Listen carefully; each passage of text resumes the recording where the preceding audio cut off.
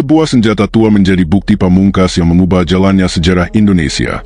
Tetapi, apa yang terjadi ketika bukti itu sendiri adalah bagian dari sebuah sandiwara politik yang dirancang rapi untuk menjatuhkan presiden dan menghancurkan satu angkatan?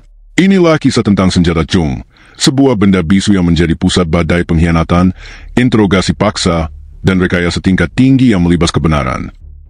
Sebelum kita lanjut, bagikan video ini ke teman-teman Anda yang peduli dengan sejarah bangsa. Mari bersama-sama mengungkap kebenaran yang sengaja dikubur.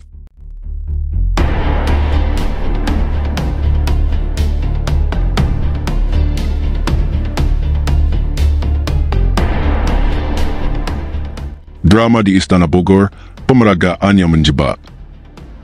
Pada 2 Oktober 1965, suasana di Istana Bogor bukan hanya tegang, tetapi syarat dengan muatan konspirasi yang akan menentukan nasib bangsa.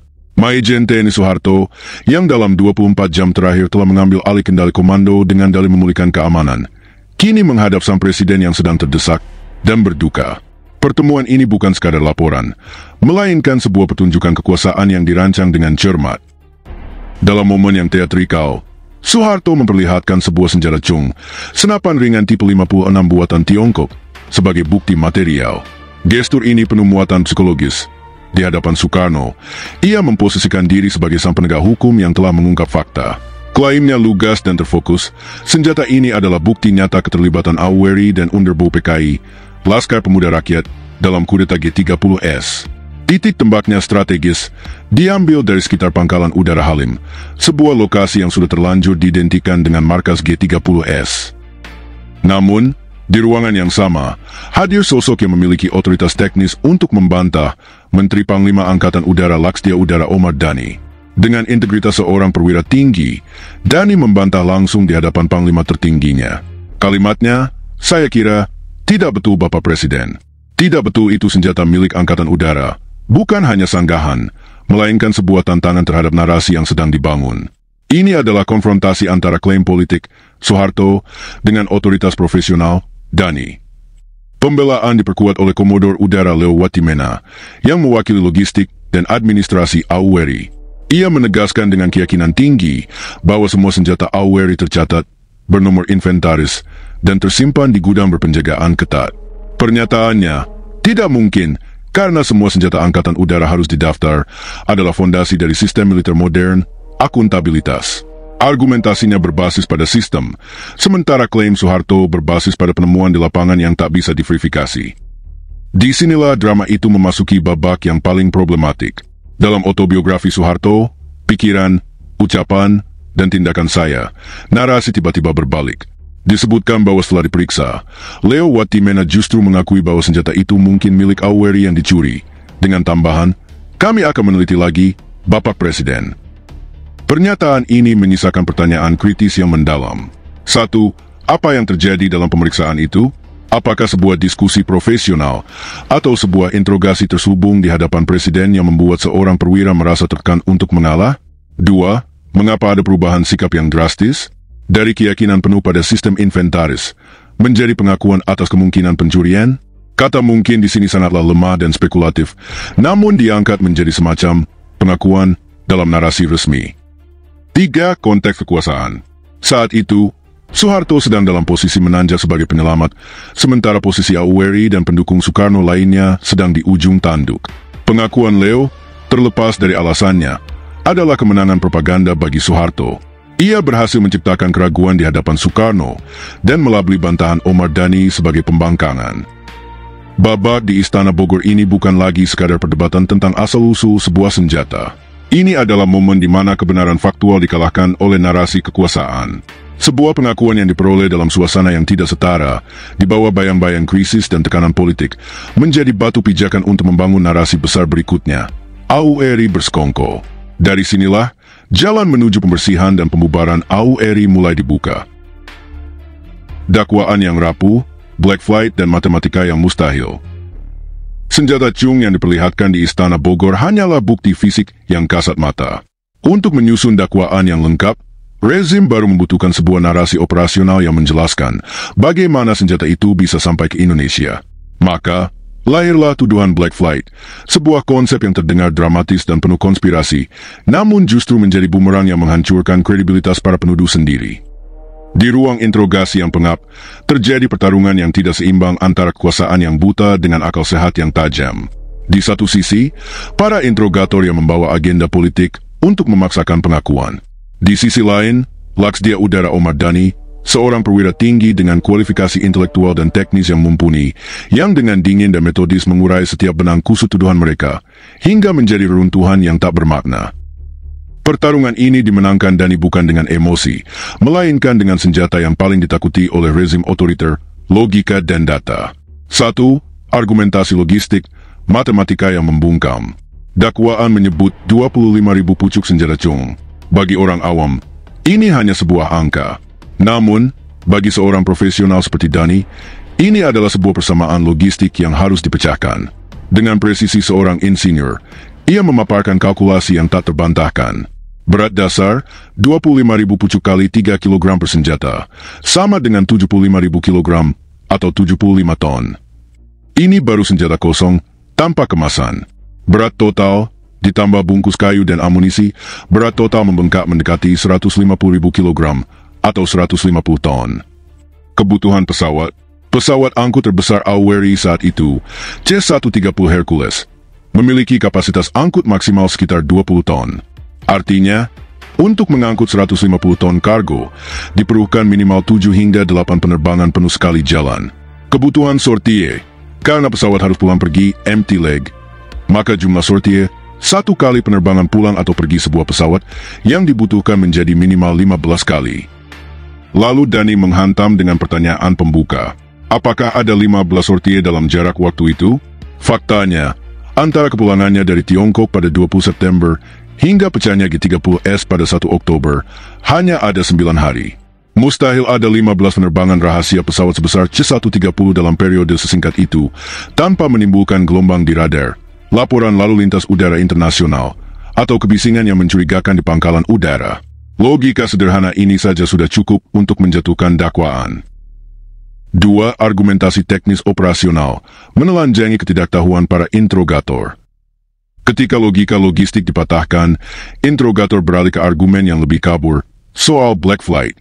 Di sini, Dhani tidak hanya membantah, tetapi juga memberikan edukasi mendasar tentang operasi penerbangan internasional kepada para penuduhnya. Dhani menjelaskan dengan sabar bahwa ruang udara bukanlah hamparan kosong.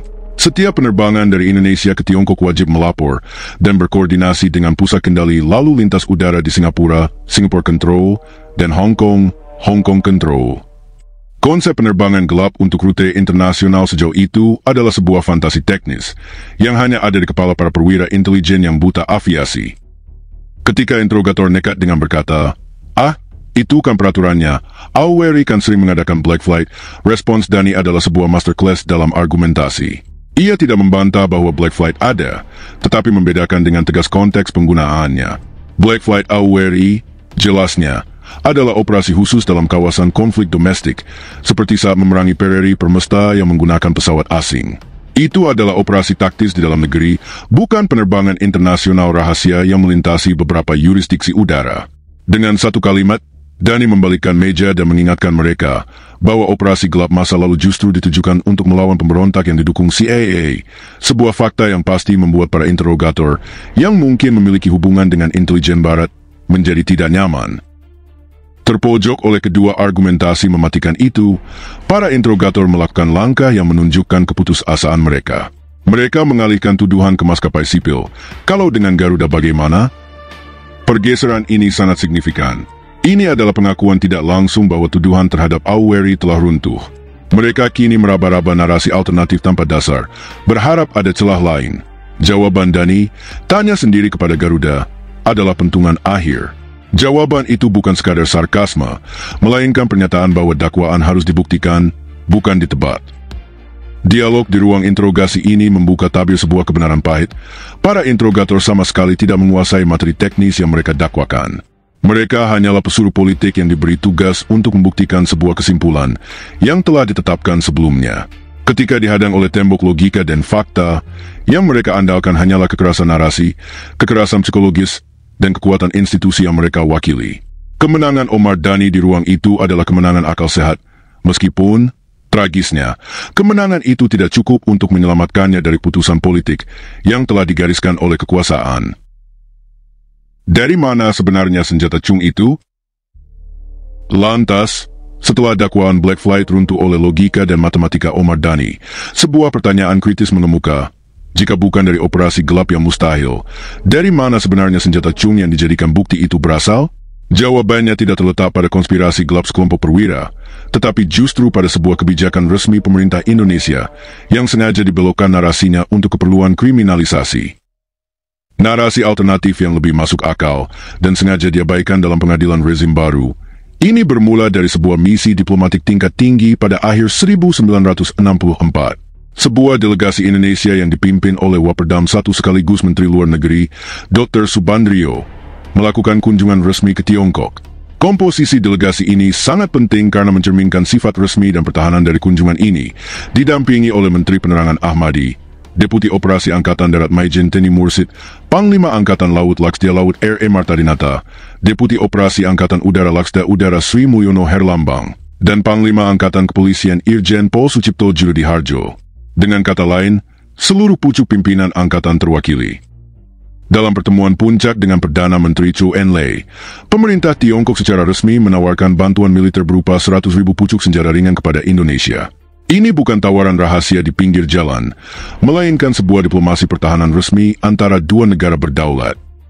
Setelah delegasi pulang ke tanah air, tawaran bantuan senjata dari Tiongkok ini dilaporkan secara resmi kepada Presiden Panglima Tertinggi ABRI Soekarno dalam sebuah rapat Komando Operasi Tertinggi, atau KOTI.